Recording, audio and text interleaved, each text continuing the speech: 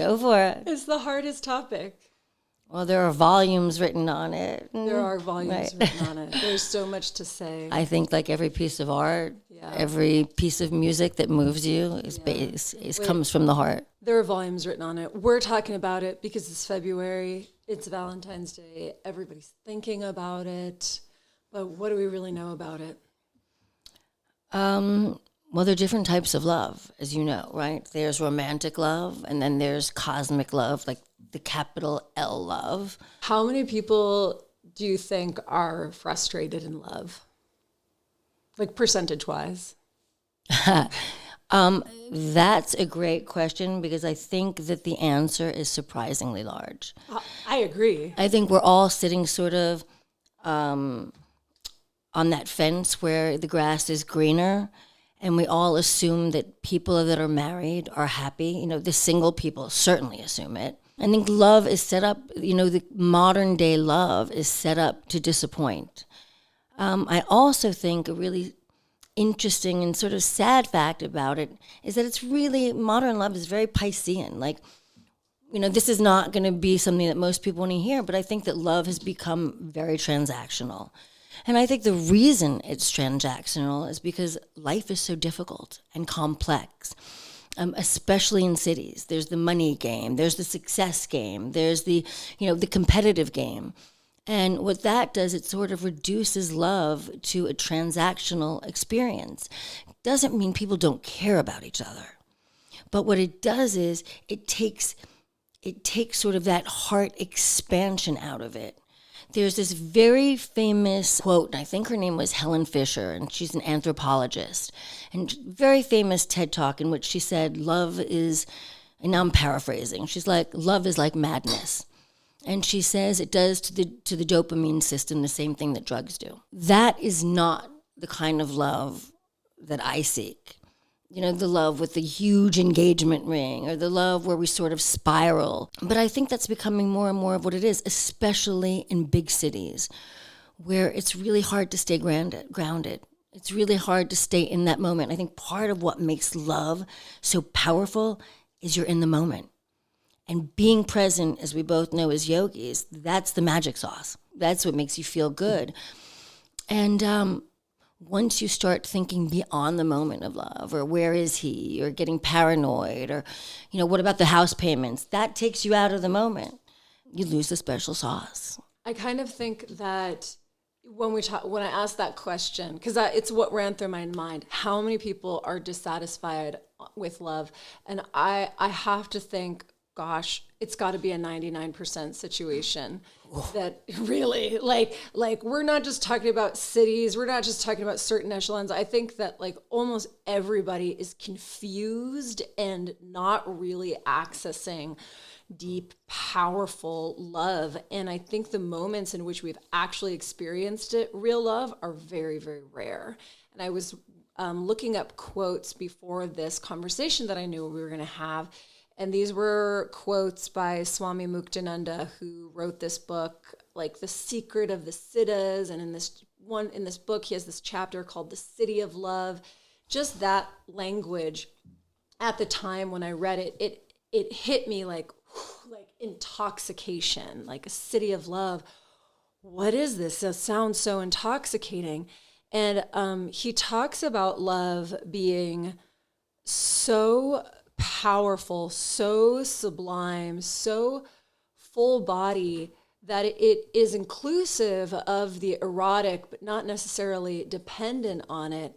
And I think that most people have, no matter what kind of stability of relationship they're in or not, have only experienced mere glimpses of. Right. Well, they say that love is not in the giving or receiving. Love is in the being. Right. So it really doesn't have to do with another person. Okay, so this was another quote. Love is all there is. Love is the universe. If love is all around, what do you make of that? What do you make of this reality that love is all around? Well, I think it's absolutely true. Love is all encompassing. Love includes hate. Right. So David Gura would say something like, love is like water, right? There are three phases of water. There's the liquid phase, and that includes hate, that includes all the darkness, that includes egotism, materialism, everything that we look at as sort of being lower energetically. Then there's the phase of liquid love. We love our families. We love our friends. We love our homes, right? And that's the liquid phase. And that's the phase that I believe that most of us live in. Mm-hmm. And then there's the gaseous phase, right? The water evaporates and boom. That's the universal love. That's the love I'm talking about. That's where we become one, and we don't see a difference in love and hate. Polarity vanishes. The polarity is gone. Have you experienced this kind of love? I have experienced this love. Well, I think it's really tied very tightly towards enlightenment. So I think there are like 4 ways you can get it. One, I would say, is just being born that way, right? Your various incarnations have brought you to this state where you understand that. I think one is through pain. Right? We often get to a place of love through pain or enlightenment through pain. I think there is psychedelic medicines, which I have absolutely gotten there through 5-MeO, ayahuasca, mushrooms. I mean, for me, meditation and psychedelics, I got to both of those through pain, right? Right? Yeah. But I would say those are the times that I have experienced love that we're talking about, this universal oneness. Yeah. Yeah, the Buddha says life is pain, and that's actually the first step on the wheel of Dharma, which is like, life is pain. You're going to get pain, but there's a way out. Pain is always the impetus. And I don't think that, I think, 1, we're all born that way, and 2, no one's born that way. Even the greatest masters have had years and years and years of training to hold self-realization inside of the conditioning. We might even say, since it's about love, to hold this psyche of universal love inside of the conditioning of the phenomenal world. I've had moments of this kind of ecstatic love where comes from the universal and it runs through your body and it completely animates every cell of your being. I in the everyday, I try to practice devotion. That's another aspect of trying to open up more of this tantric space. Well, I'm going to even expand on that. Yeah. So we're back to the Buddha, and you're talking about how we're all born like that. Well, yeah. I look at life, in the words of Ram Dass, as a curriculum. Yeah. Or a simulator, right? So I think every day we're working on it, right? We don't know it, but life, that's the experience of life. That's why we are here.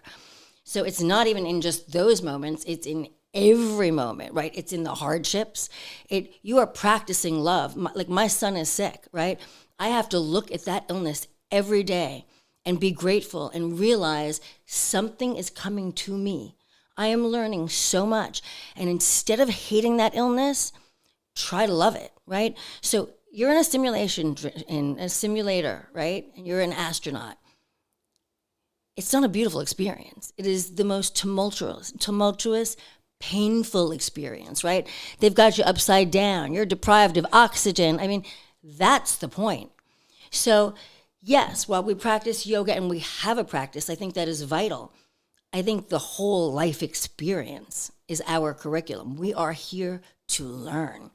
It is not pretty. I think our soul chooses to be here, especially advanced souls. So everyone who's listening to this, everyone on the planet has chosen to be here through their own manifestation. And it's because they want a challenge. It is because they want a challenge that they are here on this planet. Yeah, I don't know about you, but I've been loving, or this is an interesting thing about love too, about all the different ways we use the word love. And am I loving? Am I appreciating? But I'll say I have been loving the chaos. I've been loving the chaos of life. I'm loving getting twisted. Good, because there's a lot of it. That's all there is. I'm just like, oh, you want to turn me upside down now? Oh, you want to shake me from my feet? Oh, you want to oh, you want to brush my hair? All the different ways that life presents itself. I'm in a different relationship with it where I'm like, I love it. Well, I have to say congratulations first, because that's a big deal. That means that you are really working and achieving success in your neutral mindedness, which good for you, because I'm really way off that fucking mark. Okay. Like chaos spirals me. I'm a bitch.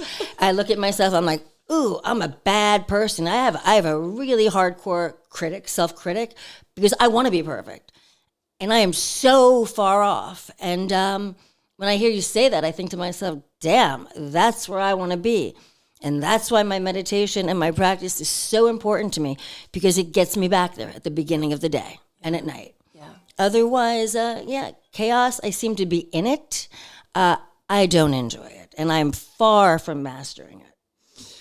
I had this question that is totally separate from this track that we're on, but slightly similar about love, why it's hard to feel, why it's hard to experience on a consistent basis.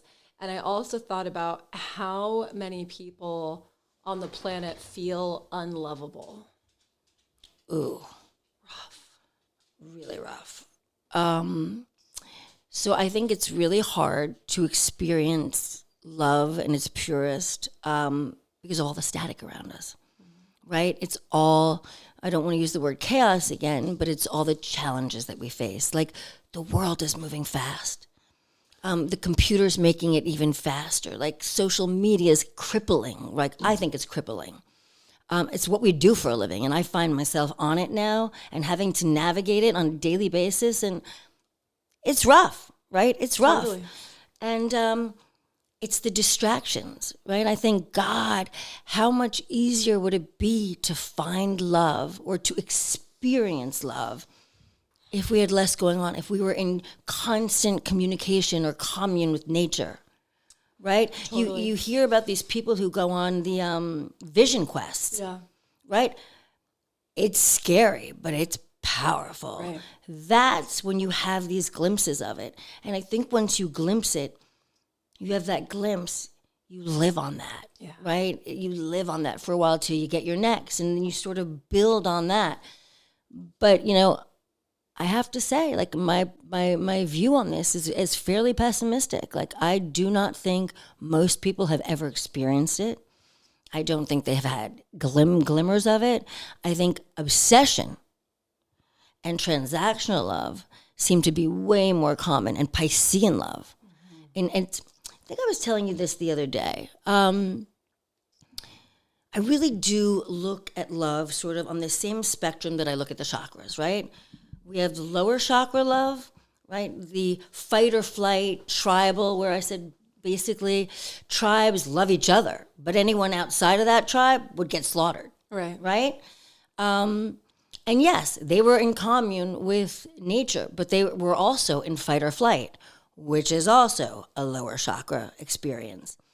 Now, in order to raise your vibration and to sort of experience those higher chakras, it takes work. It takes a lot of work. And then so you get to the heart, and we have to open that. And that's where you ideally want to start, right? You don't want to start in the lower chakras, but many of us do. And so you get to the heart opener, and then to get to that sort of space, that universal space, again, I go back to meditation and psychedelics. Well, this is where I was thinking about this the other day around why you need some kind of technology. You have to have some mechanism for bringing the energy up, for securing your base, for having a secure base, outside of the tribal landscape. How do you find security? And I think this is a modern question. And then how do you, it's all good and well to say, like, I had one time I was actually doing my Kundalini yoga teacher training. I was 22 and I was a wreck. I was a messed up kid. And this woman was like, I was having a problem with my roommate, and she was like, just speak from your heart. And honestly, I wanted to throw a fit with her, because I was like, That's not an answer. I don't know what that means. I've never done that before. I felt so judged in that moment.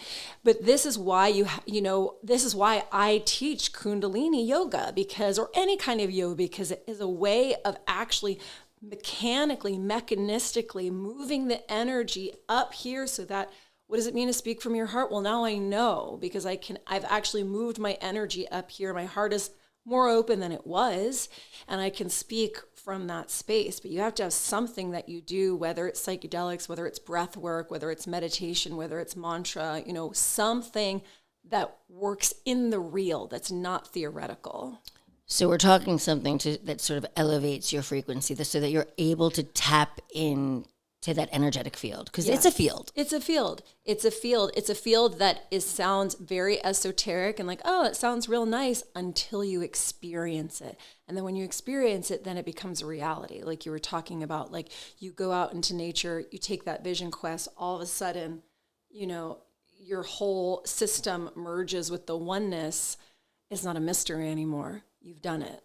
Well, so I think one of the things that we actually haven't touched on, and I'm surprised because this is something that you and I'm sure that we see eye to eye on this. I think part of what prevents us from actually feeling that love, and which why MDMA is such a big, like, I guess it's Rick Doblin who runs MAPS, which is the psychedelic, right? I think you know who they are.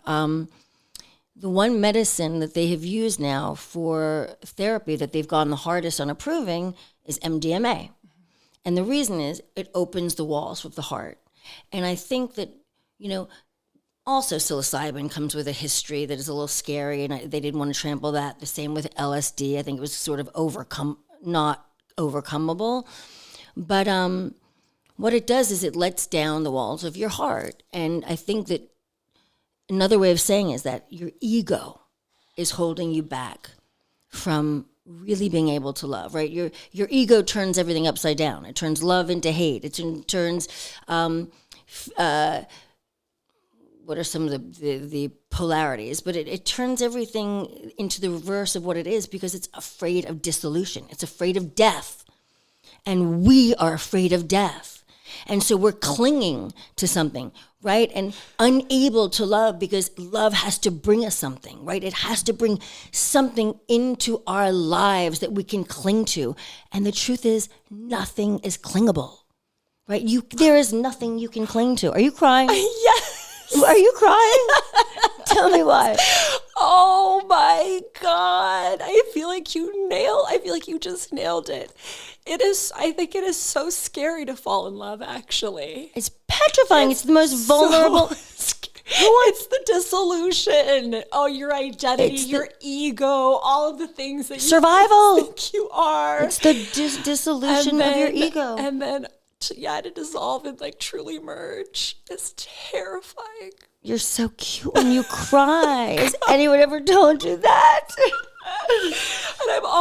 I'm stunned that we got here, You're talking about death, ego death, like God, the universe. Yeah, I mean, this is why, right? We've tackled, not the easiest subject. It was pretty ballsy of us. Yeah. But you're like, I'm ready to dive in. I'm like, you sure about that? You're like, I'm excited about this one. I'm like, this is a killer of a topic. But I think we're doing pretty well. That's what I mean. Like, I knew we'd find something because we're not. I think an interesting thing about love, about us, and about hard topics in general is that we're not we feel the fear and we go in anyway, right? Oh, for sure. I think I like the fear. I mean, the way you like chaos, like fear challenges me. Fear makes me want to tackle it. It's the warrior in me. Yogically, and this could be an unpopular teaching, but I'm just going to say it anyway.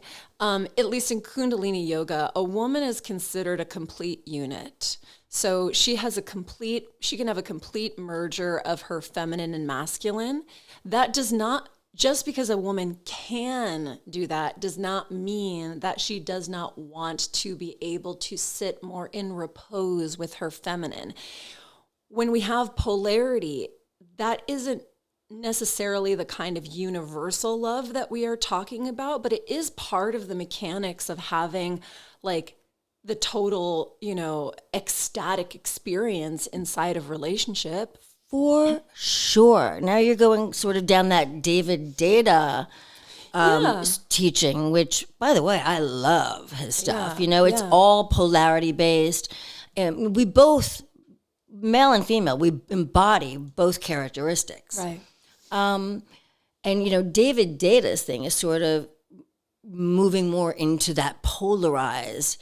But I think his work is a little bit more sexual. Yeah. But like for him, for example, which is interesting because this goes back to cities and why it's so hard to find love. He always refers to like Hawaii as that female space Totally. where you can love and open your heart. And New York is his, he defines that as sort of a male space. Right. City, bustling, materialistic. Right. What am I going to get for myself? And so those things really create a dynamic in which one needs the other. Yeah. Right? One is a safe place for the other. And so, I do wonder, and there are often times I'd like to be sitting more in my feminine. Yeah. And that's really work for me. Totally. It takes the right man to make me feel feminine. But what I've also learned, which is part of the David Data teachings, is that masculine. So I like masculine men. I like toxic masculinity. Sorry, all sorry everyone who's against that, but that's really what I like. I want to be able to smell it, feel it, touch it, sense it a mile away. Yeah.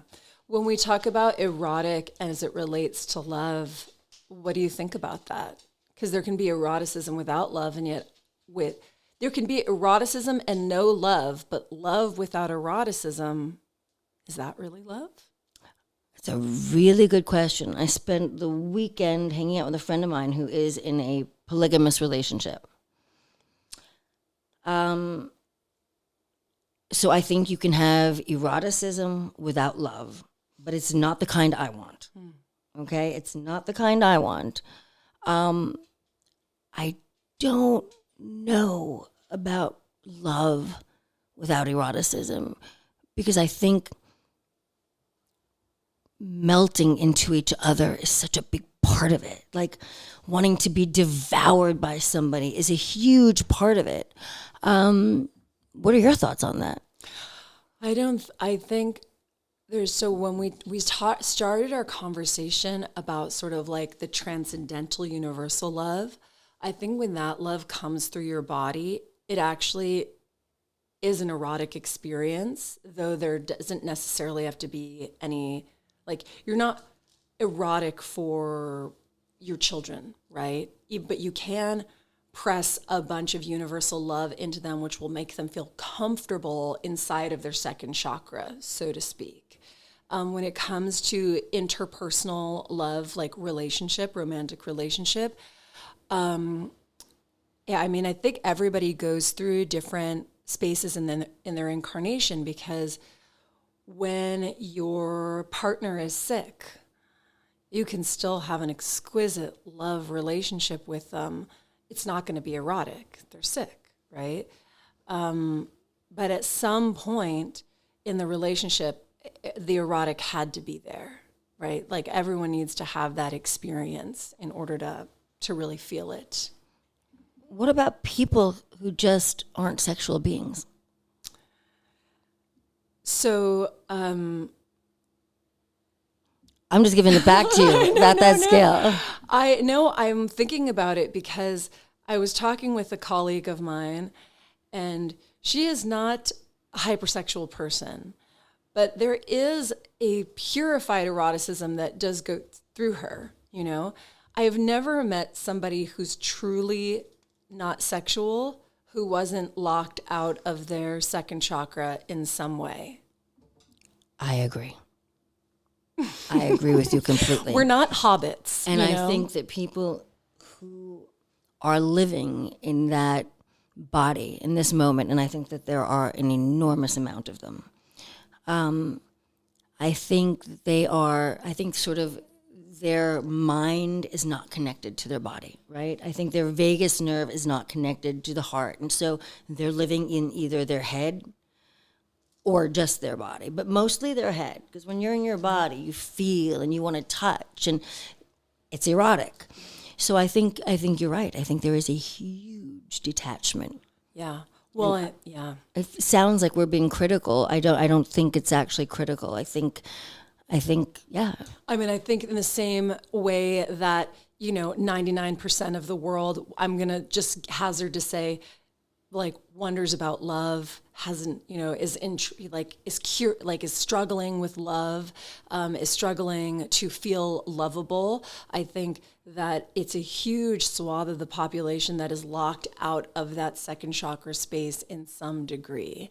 And so one way that I experience love personally is that there's kind of a universal love, and I kind of I get into it, I get all inspired with it.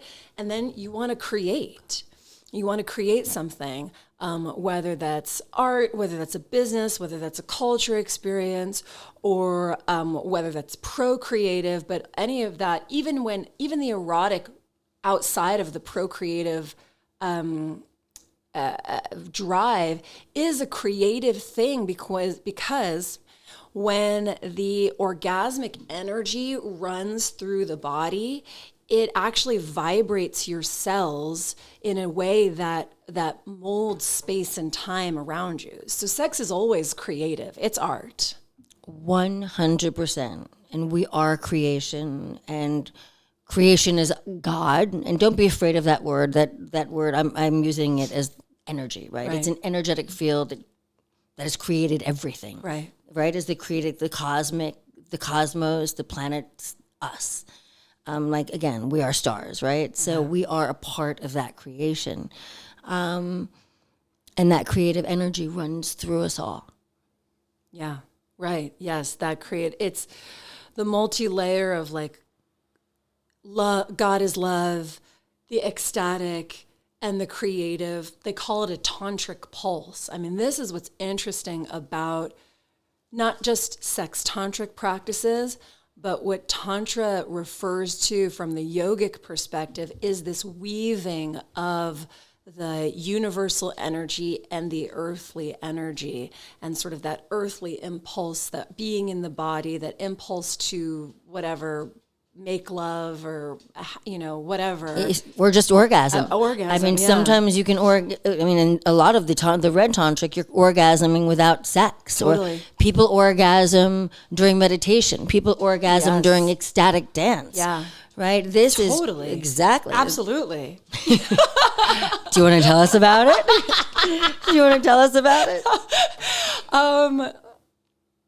Yeah, sure. I've had a touchless orgasm. Wow. Yeah. Tell us about it. Okay.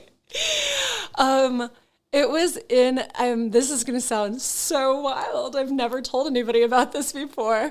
I was in a spiritual context. I actually think a lot of people feel this, and it can get dicey, but it was in a spiritual context where the spiritual energy was so high that and it was running through me, that all of a sudden I just had an orgasm. Not vocal, nobody saw it or anything, but I had it running through me, and I was like, whoa. Yep. That is powerful. Yeah. I think where it can get dicey is that this happens to a lot of people, and they feel like, oh my God, I'm sold. And then they can get sort of manipulated inside. This is where you hear about all the sex cults. Do you know what I mean? That's a good topic. That's That didn't happen to me. I was like, whoa. And I was sold. I was like, I am sold. And think of all the people who hold back on that moment, right? Yeah, right. It's so overpowering, and it's a force that runs through you, that so many people have learned to be in control, or think that control is a good thing. Right. Think, I'm in control of myself. Well, maybe you should let go, because that's not going to happen to a control freak. Right. That's not going to happen to someone who's residing inside their head. Yeah, who needs to control everything and put it into order. Yeah, you can't have the tantric God love orgasm. I know what I'm doing after this podcast. Everybody's going to go find, a Sangit. We highly encourage you to become part of a spiritual community if you want to come. Any closing thoughts you want to have on this topic, Harmanjot? You know, I'm doing a course, I've done it before and I'm doing it again on transcendental sex. Ooh. Yes. And I actually think that should people be interested in this topic, they can come and take this course with me online, because at least, you know, in this context, I'm not going to make you part of my sex cult. Where are you? Can you tell us a little bit about it? Yeah. So it's online, and we're first opening up the erotic template. So everybody has a very unique erotic template, what actually, you know, turns you on. And we're doing these through Kundalini yoga practices. So some of them, you know, would be like Sat Kriya is definitely going to, if you really practice it, is going to open up the flow of the erotic through the body. But there's also a few different specialized practices for this as well. So we're working inside the physical. And I'm also sharing like intercourse techniques. Oh wow, this sounds and when is this? It starts whenever it starts now. It's now. Great. Oh, how fabulous. Yeah. So sexual techniques, what else? Hold on, I just lost it. I'm sorry. It's okay. I interrupted you. Okay. I'm sorry. No, it's really great. So any sort of sex hang up and sex, one might call it trauma. You and I think maybe we won't agree on this. I don't like the word trauma. Because, I don't either. Yeah, I think trauma is re-traumatizing. I do too. I do too. Yeah, but you triggered my trauma. It's like your trauma's triggering your trauma.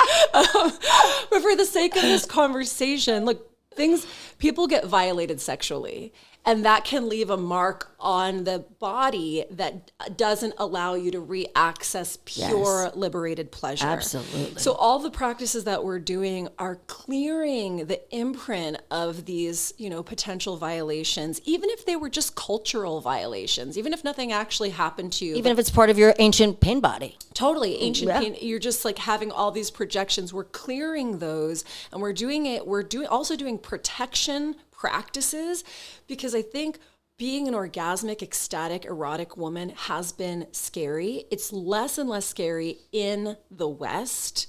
But still, like, I know so many women who are like, I'm afraid to run all that energy through my body. Actually, a woman is built to have 282 orgasms a day. That's like one orgasm every 6 minutes. I mean, that's beyond intercourse at this point. Where is that? That's from the teachings of Kundalini yoga. Yeah.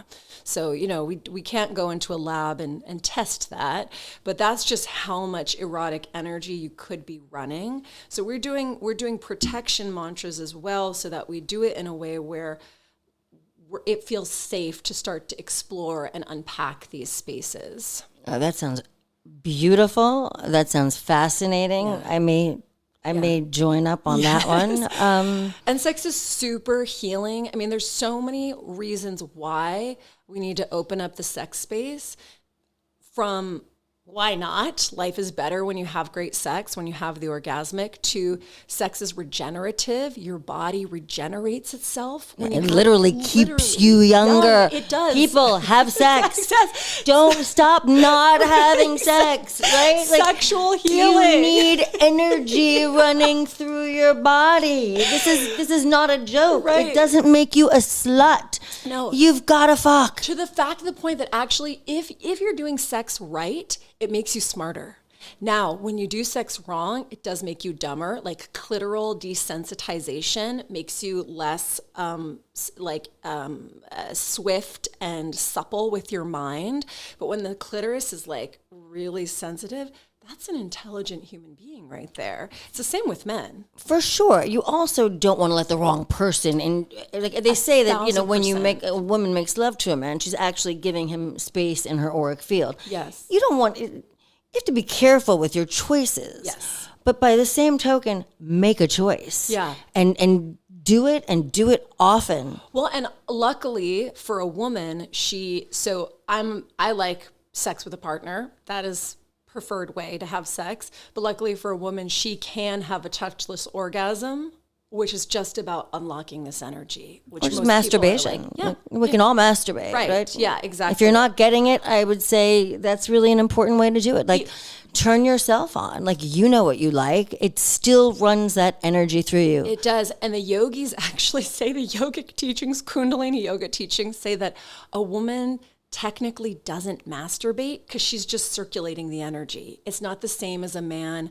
like ejaculating and losing ojas, losing reproductive fluid. A woman has to circulate her energy. So it's like, you know, you can't even call it masturbation. She's got to move the thing. Yep. So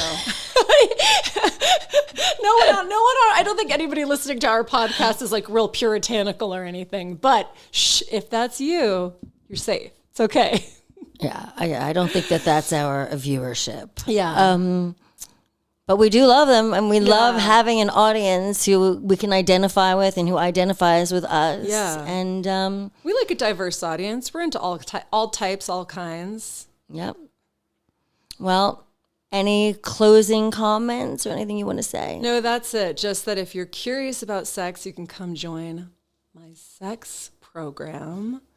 And this has been an extraordinary and stunning, beautiful, deep, like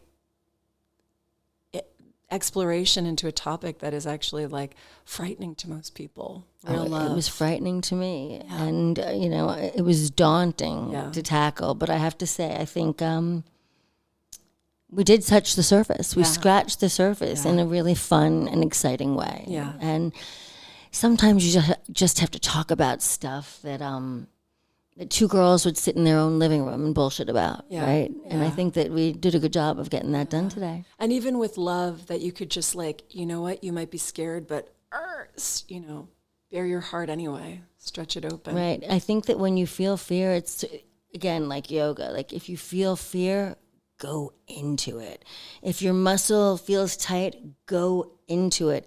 That right there is a sign that it's something that needs to be worked through. So thank you for joining us. Remember to like this podcast. And if you want to share it, that would be great too. And subscribe.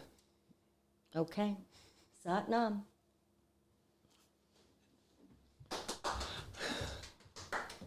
I think that's going to draw a lot of people's attention. How you feel?